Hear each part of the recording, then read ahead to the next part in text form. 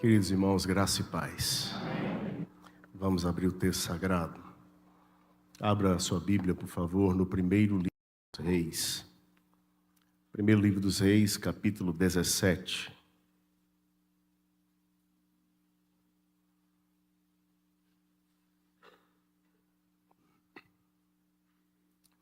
Primeiro livro dos Reis, capítulo 17. Mantenha a sua Bíblia aberta nesse texto bíblico. Nós voltaremos a nossa atenção para os versos 17 a 24. Primeiro livro dos Reis, capítulo 17, versos 17 a 24. Farei a leitura do texto sagrado e peço que vocês acompanhem, por favor, atentamente.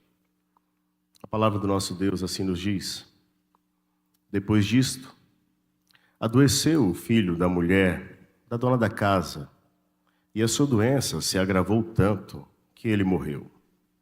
Então disse ela a Elias: Que fiz eu, ó homem de Deus? Vieste a mim para trazeres à memória a minha iniquidade e matares o meu filho? Ele lhe disse: Dá-me o teu filho. Tomou dos braços dela e o levou para cima, ao quarto, onde ele mesmo se hospedava, e o deitou em sua cama. Então clamou ao Senhor e disse: Ó Senhor, meu Deus, também até esta viúva com quem me hospedo afligiste, matando-lhe o filho?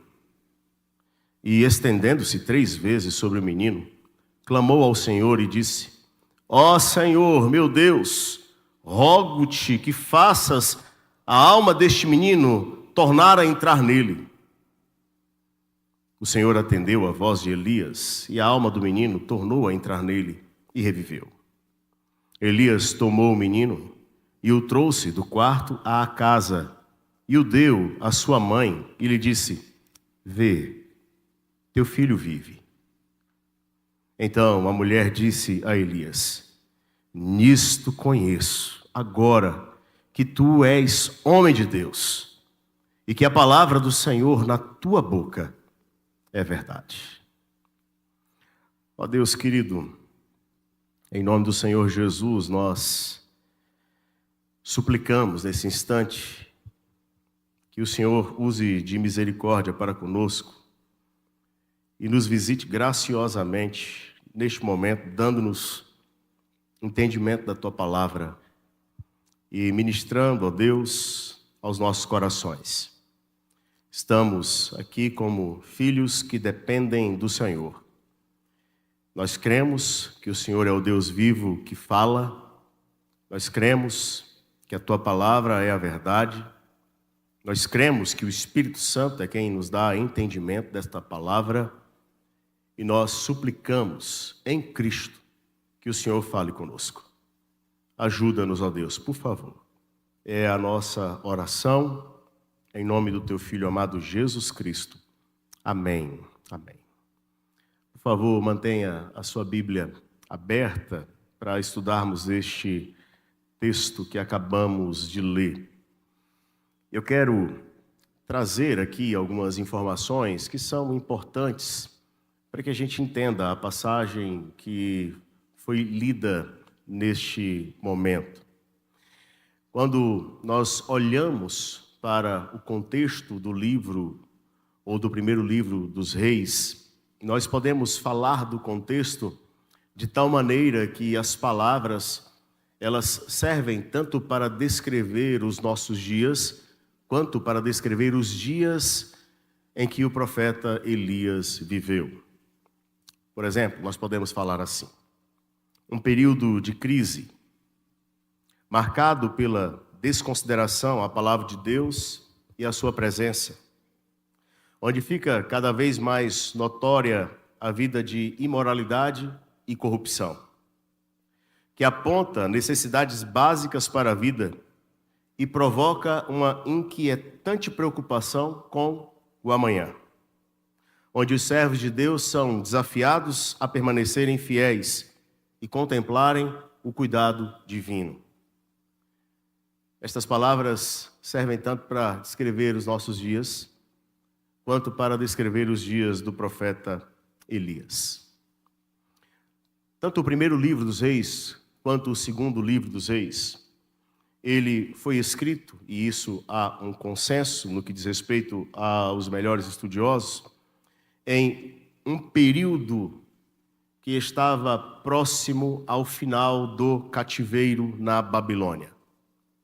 E o livro, então, foi escrito para encorajar aqueles que estavam no exílio a confiarem no Senhor e nas suas promessas, em especial na promessa de que ele enviaria um rei para se assentar no trono de Davi e reinar para sempre.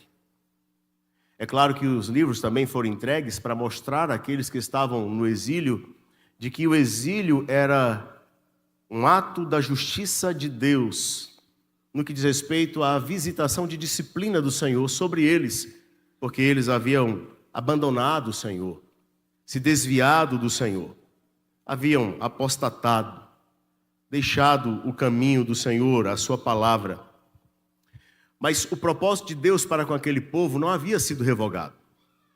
E Deus, então, está falando àquele povo de que tiraria aquele povo do cativeiro, restauraria aquele povo, porque Ele é o Deus fiel que cumpre todas as suas promessas. Deste modo, então, aqueles que receberam estes livros no primeiro momento estavam sendo encorajados pelo Senhor a contemplar o Deus fiel que cumpre as suas promessas e que cuida do seu povo. Mas cabe uma pergunta: como que o capítulo 17 se encaixa dentro do propósito geral dos livros? E aqui eu quero caminhar com vocês dentro de algumas análises para respondermos a esta pergunta. O capítulo 17 começa a contar a história do profeta Elias. E é interessante porque a história do profeta Elias, ela é começada a contar como se Elias aparecesse do nada. Nós não temos um registro da vocação de Elias, do momento em que Deus apareceu para ele e chamou ele para ser profeta e designou ele para ser profeta. Nós temos o registro de Elias já em atividade ministerial e Elias já exercitando esse ministério. E Elias, em seu ministério profético, está sendo usado por Deus para desafiar os homens dos seus dias. Homens que estavam vivendo em uma crise espiritual, moral, homens que estavam experimentando tempos de miséria, de corrupção, de apostasia, assim como os homens do nosso tempo. E o capítulo 17, ele vem então para comprovar a autoridade ministerial de Elias como um profeta de Deus. Os eventos narrados no capítulo 17 servem para comprovar essa autoridade ministerial do profeta Elias. Mas não somente para isso. Os eventos no capítulo 17 servem também para preparar Elias a fim de que ele desempenhe o seu ministério. E aí existe uma curiosidade, porque nós temos um anúncio feito por Elias, basta você olhar para o capítulo 17, no verso de número 1, o anúncio de que haveria ausência de chuva ou anos de seca naqueles dias. E esse anúncio é feito, claro, de maneira pública, mas logo em seguida Elias é levado para um tratamento particular da parte de Deus. Deus conduz Elias para uma região onde ele vai ficar junto à torrente do Querite, na fronteira do Jordão, e ali ele vai ficar escondido, sendo tratado por Deus de maneira privada, de maneira particular, para que posteriormente ele venha a ser usado de maneira pública, a fim de falar ao povo. E aí nós ficamos impressionados com isso, porque esta é a maneira de Deus fazer também ainda hoje, tratando-nos de maneira particular e privada, a fim de que sejamos usados também de maneira pública. E Deus está fazendo isso. O anúncio da seca é um anúncio público, mas que é seguido por um período recluso, onde Elias fica ocultado da publicidade. E ele está, então, sendo tratado por Deus. Depois que ele sai daqui, desta fonte do Querite, na fronteira do Jordão, ele vai para a casa de uma viúva. E em outra região, fora dos limites de Israel, a fim de ali, você pode olhar isso a partir do verso 8, em Sarepta, ele continue sendo tratado por Deus no que diz respeito aos aspectos particulares. Mas o capítulo 17, ou os eventos narrados por ele, não servem somente para o preparo de Elias, a confirmação da sua autoridade ministerial, servem também para preparar o palco do entendimento do juízo que Deus está para executar sobre os falsos deuses. Isso aqui é de suma importância e eu gostaria que você entendesse isso. O capítulo 17 está preparando o terreno para que a gente compreenda o juízo de Deus no confronto que vai acontecer mais adiante entre Elias e os profetas de Baal no Monte Carmelo. Basta você virar uma página da sua Bíblia e olhar para o capítulo 18, por favor, faça isso. Veja do verso 16 até o verso de número 21, me acompanhe. Diz assim: Então foi Obadias encontrar-se com Acabe e lhe anunciou, e foi Acabe ter com Elias. Vendo-o, disse-lhe: És tu o perturbador de Israel? Respondeu Elias: Eu não tenho perturbado a Israel, mas tu e a casa de teu pai, porque deixaste os mandamentos do Senhor e seguiste os Baalins.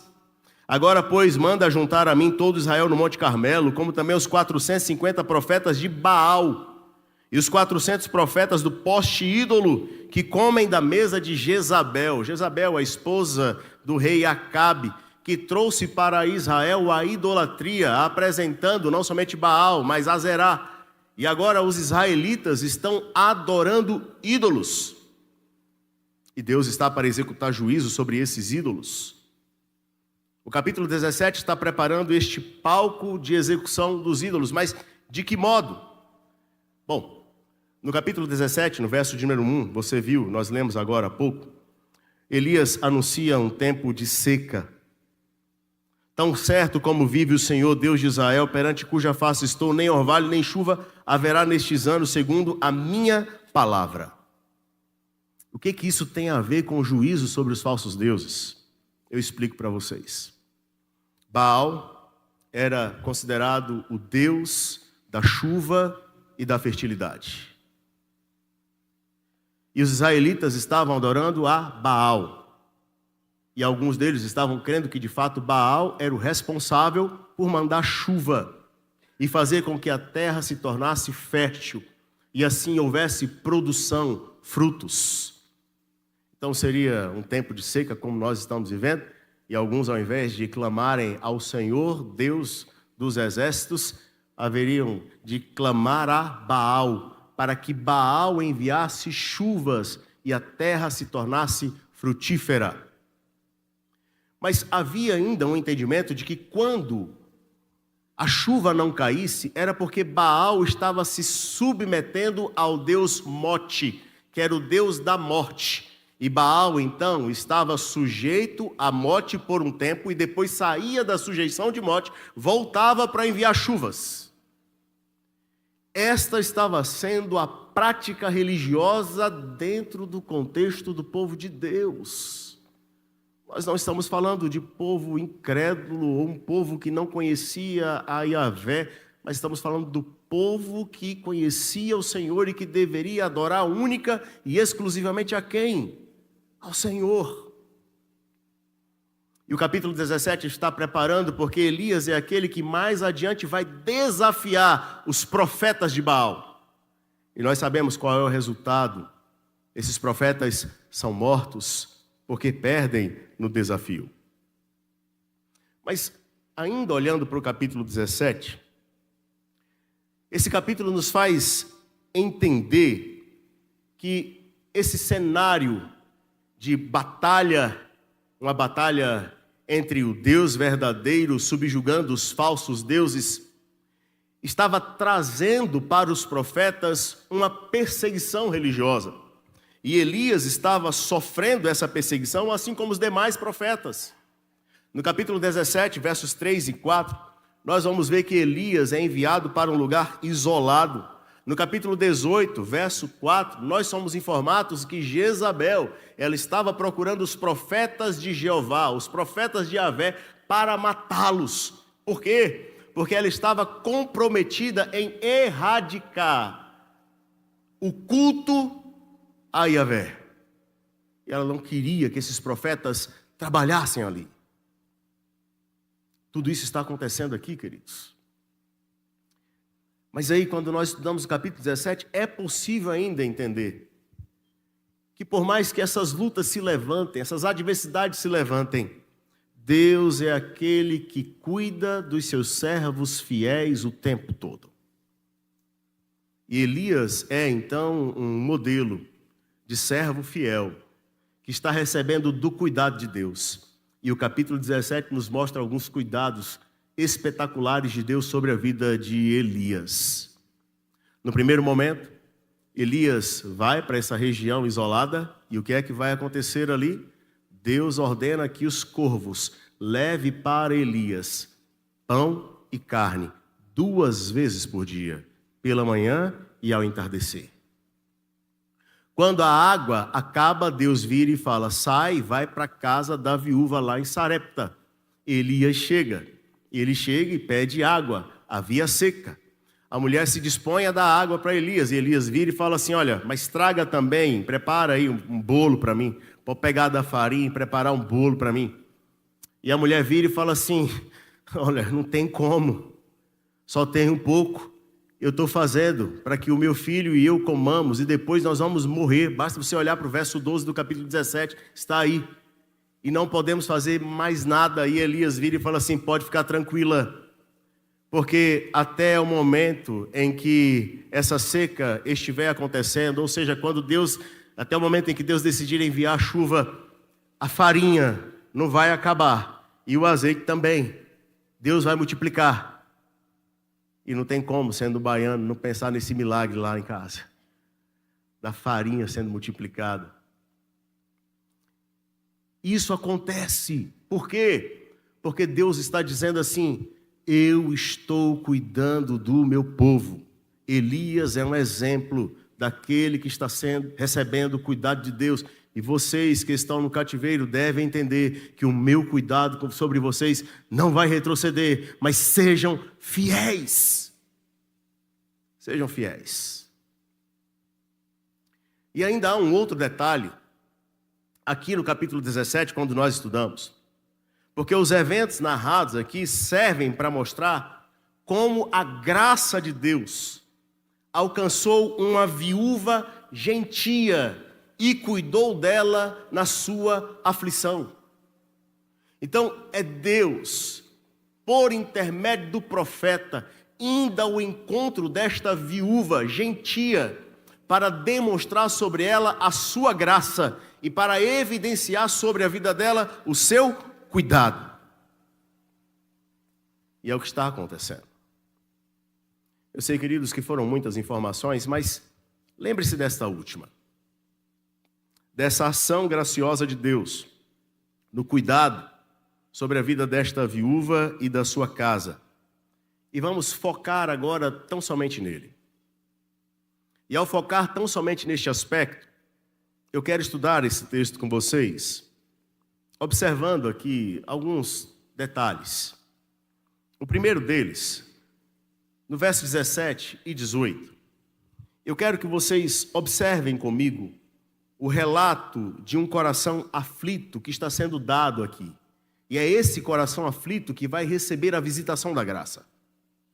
Depois, nos versos 19 e 20, eu quero que você verifique comigo a identificação do profeta com o coração aflito desta mulher. Em seguida, nos versos 21 e 22, a intercessão que o profeta faz em favor daquele coração aflito. E por fim, nos versos 23 e 24, nós veremos a intervenção de Deus sobre o coração aflito daquela mulher. Então mantenha a sua Bíblia aberta e venha comigo agora acompanhando esses pares de versos para que possamos aprender aqui algumas outras lições. A primeira delas, veja o relato de um coração aflito nos versos 17 e 18. Diz assim um texto sagrado: depois disto, adoeceu o filho da mulher, da dona da casa, e a sua doença se agravou tanto que ele morreu. Então disse ela a Elias: que fiz eu, ó homem de Deus? Vieste a mim para trazeres à memória a minha iniquidade e matares o meu filho.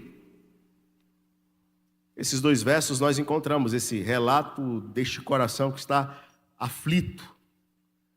É importante você se recordar que nós estamos lendo nesta passagem a história de uma mulher viúva que possui poucos recursos e que possui também poucas expectativas quanto à vida futura. Ela já sofre por ser uma viúva, por ter escassez de recursos e agora está encarando uma situação ainda mais crítica. E qual é a situação? Não é difícil ver. O que nós estamos encontrando aqui é aquele filho, aquele menino, amado por esta mãe, ele perde o seu fôlego de vida, ou ele é visitado pela morte. Agora, essa mãe está inquieta. E inquieta, ela expressa a sua aflição por meio de perguntas. Não é incomum alguém que está sofrendo fazer perguntas, querendo expressar não somente a sua angústia, mas até mesmo entender um pouco de tudo aquilo que está acontecendo. E as perguntas que esta mulher dirige são as seguintes: que fiz eu, ó homem de Deus? A outra: vieste a mim para trazeres à memória a minha iniquidade e matares o meu filho? A viúva, em seu desespero e em sua dor, ela acaba associando a morte do filho a um castigo divino. O entendimento dela é: o que está acontecendo comigo é, de fato, uma visitação de Deus por castigo. Devo ter feito alguma coisa e agora estou pagando por esse erro que eu cometi. Era como se a presença do profeta Elias, um homem que vivia na face de Deus, ou perante a face de Deus, diante da face de Deus, tivesse despertado nela alguma consciência de pecado. E agora, então, encarando algo que poderia estar presente na sua vida, ela compreende que está sendo punida por causa do pecado praticado. Essa suposição, gente, não é uma suposição somente desta mulher, de associar os eventos de sofrimento da vida a um pecado específico que fora praticado. Vocês se recordam dos amigos de Jó, quando eles se apresentam para tentar consolar Jó? E a iniciativa de consolação daqueles homens é associar toda a aflição de Jó a um pecado específico que ele havia praticado. E eles então passam, de certo modo, a condenar Jó. E o diálogo se desenvolve. No Novo Testamento nós vamos encontrar um outro exemplo disso. Está no Evangelho narrado por João, no capítulo 9, quando os discípulos de Jesus se deparam com um homem que é cego e a pergunta é: quem foi que pecou para que ele estivesse desse jeito? Então, esse é o conceito que está acontecendo aqui. Essa mulher também está com esse conceito, e esse conceito é muitas vezes expresso em nossos dias com a seguinte pergunta: o que é que eu fiz para merecer isso? O que é que eu fiz para estar passando por essa luta, para estar passando por essa aflição? O que eu fiz? E aí então nós, quando fazemos essa pergunta, estamos querendo interpretar os episódios do sofrimento de uma maneira enviesada ou tão somente unilateral, olhando somente um aspecto, não contemplando o todo. Há algo positivo em tudo isso. É que no momento do sofrimento ou das adversidades, nós somos levados olhando para as nossas aflições, a fazer uma viagem interna, visitando o nosso próprio coração para saber como que nós estamos vivendo diante de Deus. Bom, joia, vale a pena. Mas o fato aqui, ou o aspecto que eu quero chamar a sua atenção, é que no momento de aflição, nós queremos nos agarrar muitas vezes a alguma coisa que justifique aquilo que estamos passando. É como se exigíssemos explicações, quando nem sempre as teremos, quando nem sempre encontraremos. E essa mulher está passando por essa aflição, ela está em um quadro de autocondenação. Dentro de si mesma, está desesperada. E está no ponto ideal para receber a visitação da graça de Deus. Agora olhe para os versos 19 e 20. Vejam a identificação do profeta com o coração aflito dessa mulher. Ele lhe disse: dá-me o teu filho. Tomou dos braços dela e o levou para cima, ao quarto onde ele mesmo se hospedava, e o deitou em sua cama. Então clamou ao Senhor e disse: ó Senhor meu Deus, também até esta viúva com quem me hospedo afligiste, matando-lhe o filho. A primeira conclusão que a gente tira aqui, pelas palavras de Elias, queridos, é que a crise da viúva afligiu o coração do profeta. A crise da viúva se torna a crise do profeta. E a crise do profeta, ela não é tão difícil de compreender. Há algo que está difícil demais para Elias. Como assim, Senhor? Nós já estamos aqui há esse tempo todo. O Senhor está multiplicando milagrosamente aquela farinha, aquele azeite. Nós três estamos nos alimentando. E agora, repentinamente, do nada, esse menino passa mal e morre. E agora essa mulher está aqui aflita e ainda olhando para mim e olhando para o Senhor sem entender, aflita. Senhor, eu também quero entender o que está acontecendo. Meu coração está condoído com ela. Você vai olhar para o texto e o texto vai dizer que Elias, sentindo a aflição desta mulher, o que ele faz? Ele toma a criança, ele pega essa criança nos braços, ele leva para cima, no quarto que ele ficava hospedado, e ele deita essa criança na sua cama. Muito provavelmente, esse quarto em cima tinha uma porta que dava acesso por uma escada externa, para preservar a reputação da viúva e também para não trazer nenhum problema para o profeta Elias e conceder a ele uma certa privacidade. Mas eu fico, na minha liberdade agora, de um leitor bíblico, eu fico pensando nessa cena.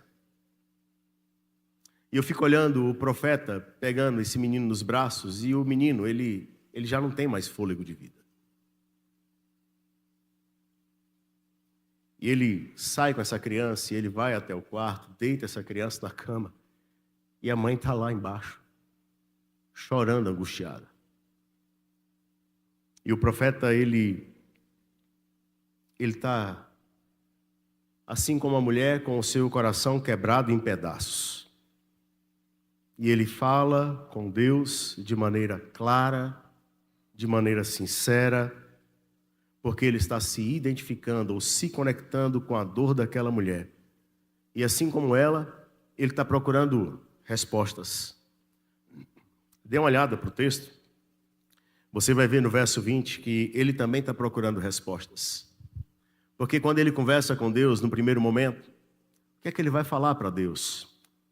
Ele vai falar assim: ó Senhor, meu Deus, também até esta viúva com quem me hospedo afligiste, matando-lhe o filho.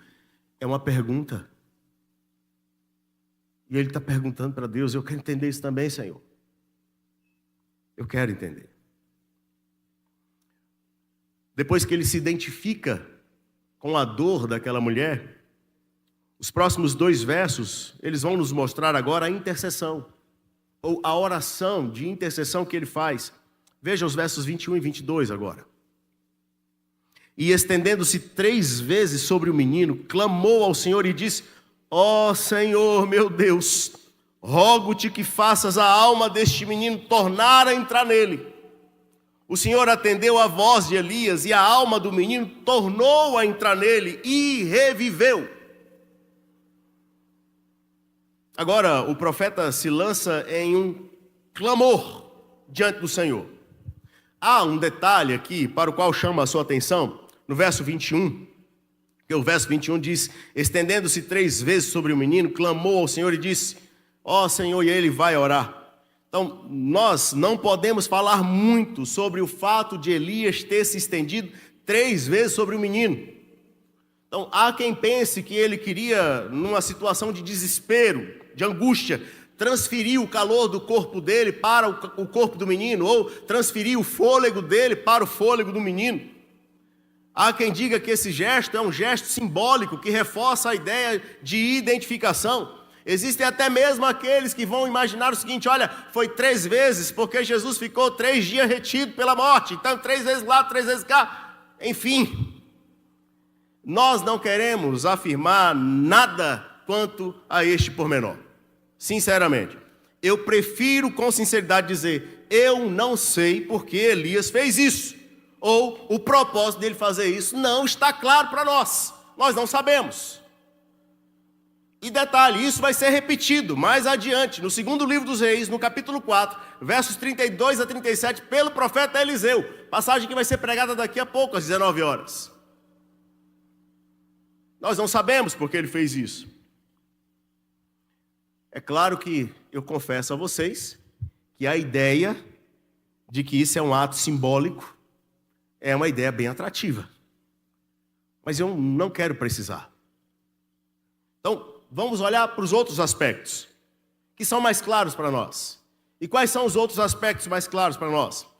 Elias, ele não usou este método como uma mágica, na qual ele confiava para trazer de volta a vida daquele menino. Não foi isso. Não foi isso. Porque Elias não confiava em si mesmo quando ele intercedeu.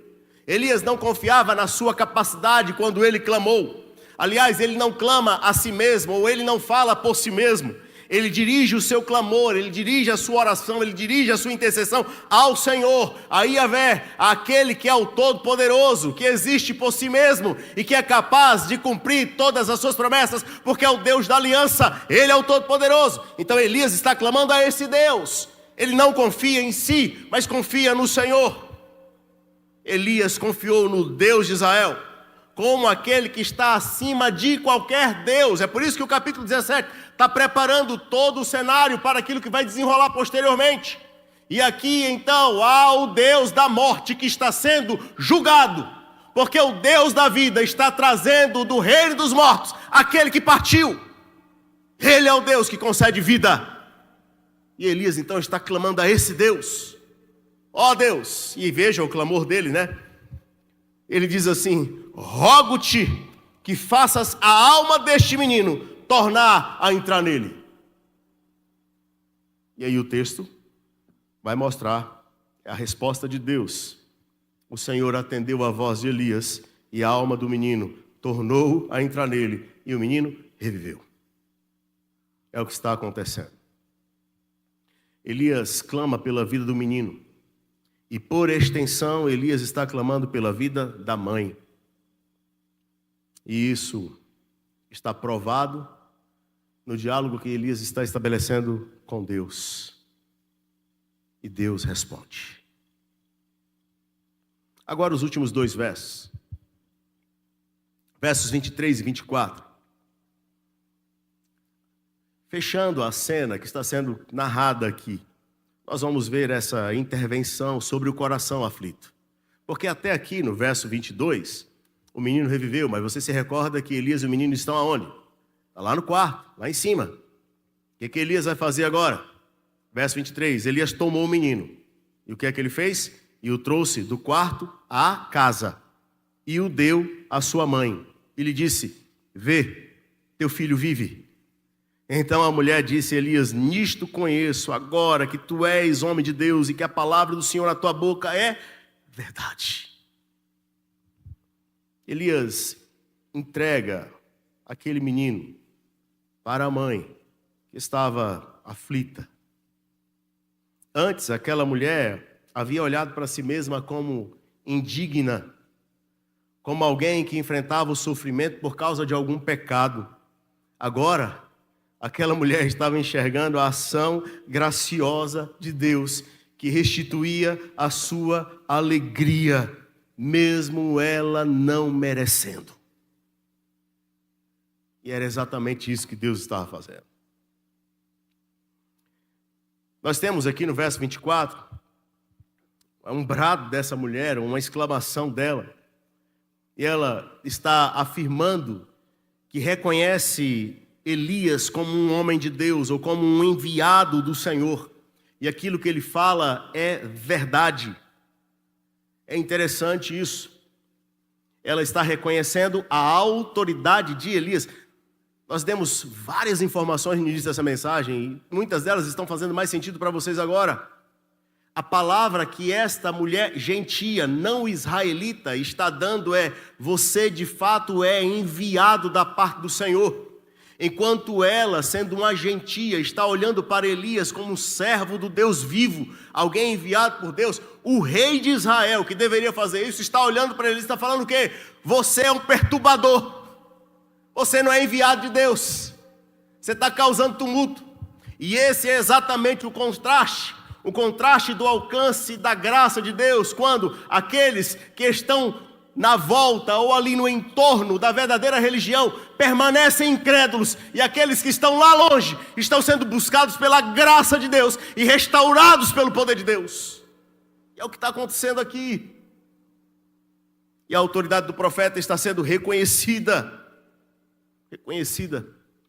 Consequentemente, ao falar isso, esta mulher está evidenciando fé. Uma fé no Deus de Israel, crendo naquilo que o Deus de Israel fala e naquilo que o Deus de Israel faz. O que nos chama a atenção, fechando aqui, queridos, é que Elias, em momento algum, eu desafio você a procurar isso no texto.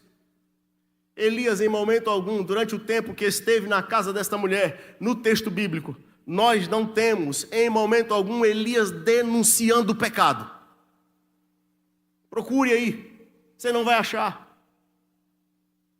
Não está claro aqui para nós que ele faça isso, mas está claro para nós que Elias está sendo um instrumento de cura, um instrumento que leva bálsamo para o coração aflito, um instrumento que leva alegria para aquela que estava entristecida.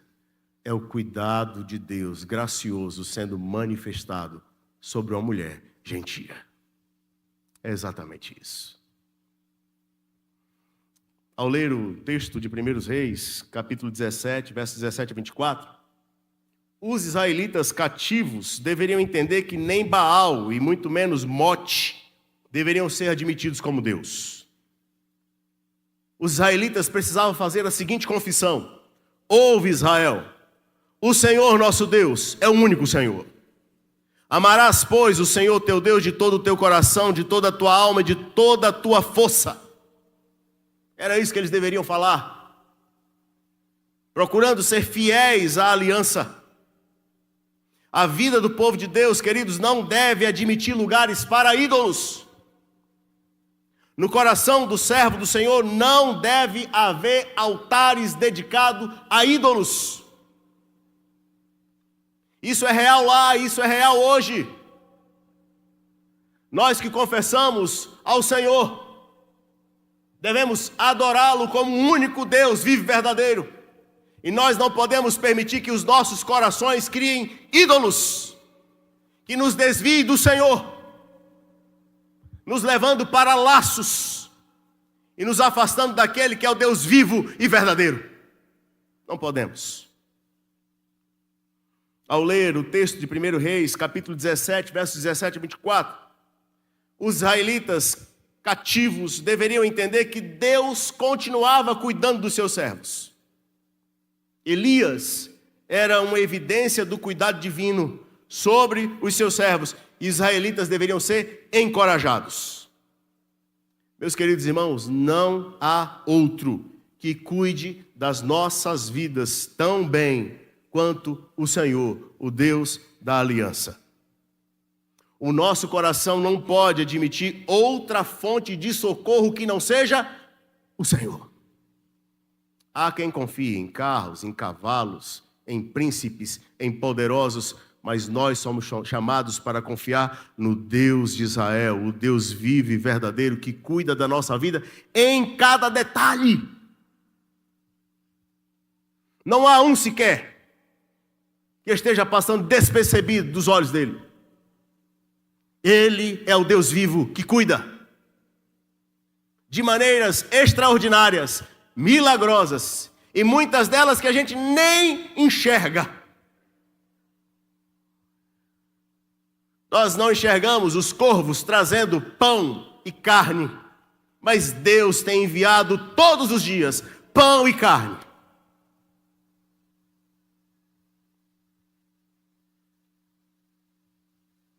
A farinha e o azeite não têm se acabado porque Deus é fiel e está cuidando de você e de mim. E nós devemos confiar inteiramente nele. Ao ler o texto de 1 Reis, capítulo 17, versos 17 a 24, os israelitas cativos deveriam entender que o Deus da aliança estava decidido a demonstrar a sua graça e cuidado alcançando outros povos. Isso não pode passar despercebido de maneira nenhuma no estudo dessa passagem. Sabe o que é que vai acontecer, queridos? O Senhor Jesus Cristo vai usar essa história aqui quando ele prega na sinagoga de Nazaré. E pregando na sinagoga de Nazaré, sabendo que seria rejeitado, o Senhor Jesus usou essa passagem. Eu refresco a memória de vocês. Isso está em Lucas capítulo 4. Em Lucas capítulo 4, é dado o livro do profeta Isaías para o Senhor Jesus, e ele lê o livro do profeta Isaías. E a passagem que ele lê é aquela: o Espírito do Senhor está sobre mim, pelo que me ungiu para evangelizar os pobres. Enviou-me para proclamar libertação aos cativos e restauração da vista aos cegos, para pôr em liberdade os oprimidos e apregoar o ano aceitável do Senhor. E quando Jesus fecha o livro, devolve ao assistente, ele se senta, está todo mundo na sinagoga olhando para Jesus. E o Senhor Jesus vira e fala assim: hoje se cumpriu a escritura que acabaste de ouvir. Todos estão dando testemunho, maravilhados, olhando para Jesus. Só que Jesus sabia que seria rejeitado por eles. E o Senhor Jesus traz a seguinte advertência. Olha o que ele diz, a partir do verso 23 do capítulo 4 de Lucas. Disse-lhe Jesus: sem dúvida, citar-me-eis este provérbio: médico, cura-te a ti mesmo. Tudo o que ouvimos ter se dado em Cafarnaum, faze-o também aqui na tua terra. E prosseguiu: de fato vos afirmo que nenhum profeta é bem recebido na sua própria terra. Na verdade vos digo que muitas viúvas havia em Israel no tempo de Elias, quando o céu se fechou por 3 anos e 6 meses, reinando grande fome em toda a terra. E a nenhuma delas foi Elias enviado, senão a uma viúva de Sarepta de Sidom. E o Senhor Jesus está dizendo para aqueles homens, está dizendo para nós ainda hoje, que o Deus de Israel, nos dias de Elias, o Deus de Israel que se revelou no seu Filho amado nos dias do Senhor Jesus Cristo, ele decidiu alcançar graciosamente os gentios e demonstrar o seu cuidado maravilhoso sobre todos eles. E sabe o que mais, queridos? Nós somos a prova viva desse alcance, pois a promessa que foi dada a Abraão, de que nele, em Abraão, seriam benditas todas as famílias da terra, foi cumprida para a glória de Deus em Jesus Cristo, e você e eu, como gentios, fomos alcançados pela graça.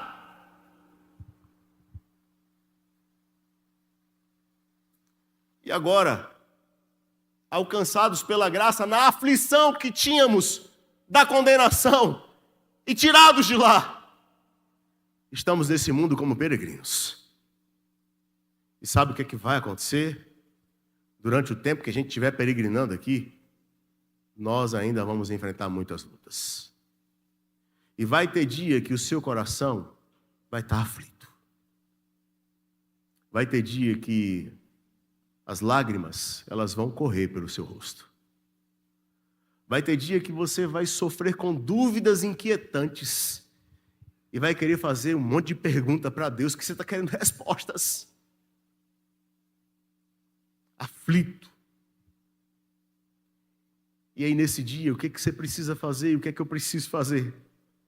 É necessário que a gente, mesmo com os corações aflitos, é necessário que elevemos os nossos olhos para aquele, queridos, que conhece a nossa aflição, para aquele que se identifica na nossa dor, para aquele que está à direita de Deus Pai Todo-Poderoso e intercede pela sua vida e pela minha vida, para aquele que é poderoso para nos socorrer em nossas aflições.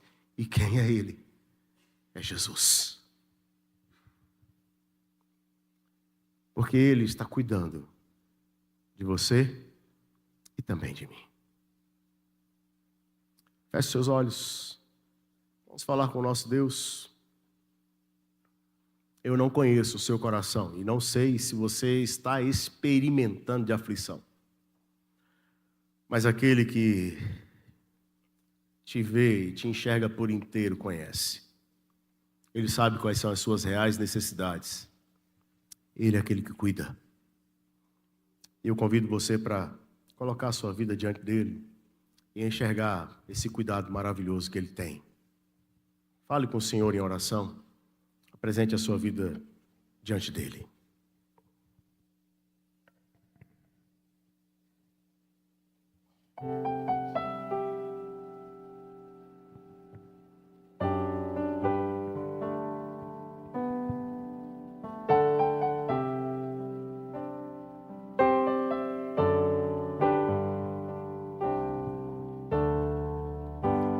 Não tenha sobre ti um só cuidado, qualquer que seja,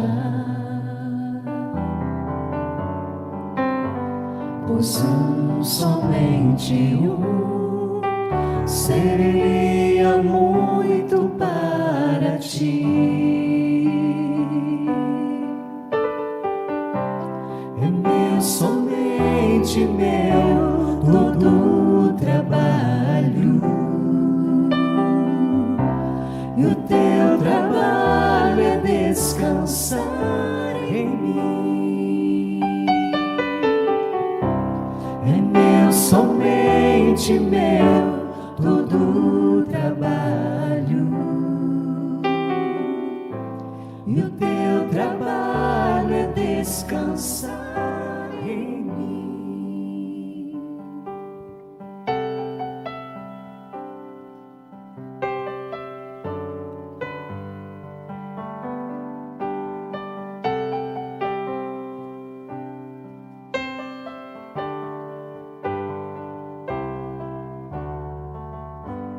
Não temas quando enfim tiveres que tomar decisão.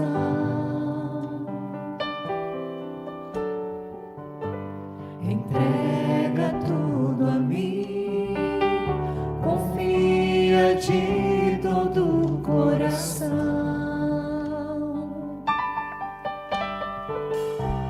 É meu, somente meu, todo o trabalho, e o teu trabalho é descansar em mim. É meu, somente meu, todo o trabalho, e o teu trabalho é descansar em mim. Vamos orar? Coloque-se de pé. Vamos falar com o nosso Deus, aquele que nos conhece, que cuida de nós, aquele que nos chama para permanecermos fiéis, porque Ele é fiel. E Ele não voltará atrás em nenhuma das suas promessas sobre a nossa vida e continuará cuidando de nós. Mesmo quando estivermos aflitos, Ele vai estar ali, operando com graça em nos socorrendo. Ó Deus amado, nós te louvamos. Te louvamos com corações agradecidos, porque o Senhor não se esquece de nós. Os olhos do Senhor, eles estão sobre as nossas vidas, e o Senhor nos contempla e nos vê por inteiro. Nós até conseguimos esconder de quem está ao nosso lado aquilo que se passa no nosso coração, mas do Senhor nós não conseguimos esconder. E o Senhor é tão amoroso, Pai, que o Senhor não somente vê e conhece, mas o Senhor mede. O Senhor tem a capacidade de sentir essa nossa dor a ponto de ser movido em nossa direção a fim de nos socorrer em nossas aflições. Assim como o Senhor cuidou do teu servo, o profeta Elias, em cada detalhe, capacitando-o para o ministério, o Senhor cuida de nós. Assim como o Senhor cuidou daquela viúva fora dos limites de Israel, alcançando-a com graça, o Senhor também veio ao nosso encontro, fora dos limites de Israel, e demonstrou graça sobre a nossa vida. E é Deus para cuidar de todos nós. No caso dela, Pai, uma situação humanamente falando, sem solução, impossível. Mas como é bom aprender pela Tua palavra que para o Senhor não há impossíveis. E quantas vezes nós estamos diante de situações que também para nós parecem insolúveis, nós não encontramos saída. Mas como é bom para nós saber que servimos ao Deus de glória, de graça, de bondade, ao Deus Todo-Poderoso, para o qual não há impossíveis. E o Senhor é poderoso para realizar milagres para a glória do santo nome do Senhor. Ó Deus querido, nós rogamos, fortalece a nossa fé, e por obra do Espírito Santo, conforta o nosso coração. Em nome de Jesus, em nome de Jesus. Deus querido, visita aqueles que estão enfrentando, Pai, problemas de enfermidade dentro de casa, e que estão sofrendo, chorando, aflitos, derramando lágrimas no secreto diante do Senhor. Ó Pai, visita estas vidas em nome de Jesus. Tenha misericórdia, tenha misericórdia. Visita o coração, ó Deus, destas mães que têm clamado pelos seus filhos já há algum tempo, e que choram, ó Deus, inquietas, preocupadas, aflitas, porque eles estão longe. Ó Deus, guarda o coração destas mães em nome de Jesus e abençoe a vida dos seus filhos, trazendo-os para perto do Senhor, a fim de que eles amem ao Senhor e vivam com o Senhor, sendo guardados pelo teu poder. Ó Deus querido, visita o coração destes teus servos e tuas servas aflitos por causa do luto, porque tem passado por lutas. A ausência tem trazido dor. Ó Deus, por obra do Espírito Santo, conforta e consola esses corações, em nome de Jesus. Nós queremos confessar ao Senhor, Pai, nós precisamos muito da intervenção do Senhor, a fim de que as lágrimas provocadas pela tristeza sejam retiradas e o sorriso do amanhecer trazido pela graça do Senhor seja experimentado em nome de Jesus. Ajuda-nos, ó Deus, e fortalece-nos, por favor. E agora, queridos, ide em paz. Que o amor de Deus, o eterno Pai, esse Deus da aliança, que a graça maravilhosa de Jesus Cristo, o Cordeiro amado, que nos alcançou, que a comunhão e a consolação viva real e presente do Espírito Santo repouse sobre a nossa vida e sobre todo o povo de Deus espalhado pela face da terra hoje e para todo sempre. Amém. Amém. Não tenha sobre ti um só cuidado, qualquer que seja.